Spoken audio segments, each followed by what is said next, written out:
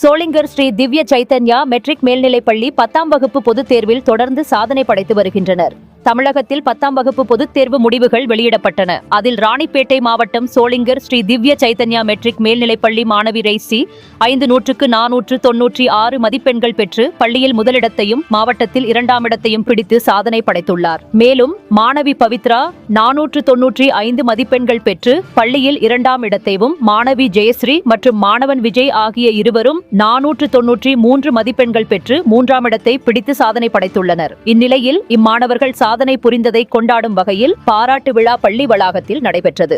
விழாவில் பள்ளியின் முதன்மை தலைவர் செல்வி அன்பரசு, தாளாளர் ராஜேஸ்வரி சேகர், அறக்கட்டளை செயலாளர் அகிலா சம்பத்குமார், அறக்கட்டளை பொருளாளர் முல்லை கோவிந்தராஜுலு, பள்ளி செயலாளர் சரளாதேவி பிரகாஷ், பள்ளி பொருளாளர் மணிகண்டன், முதல்வர் தாமோதரன், துணை முதல்வர் லோகநாதன் ஆகியோர் கலந்து கொண்டு மாணவர்களுக்கு கேடயங்களை வழங்கி பாராட்டினர்.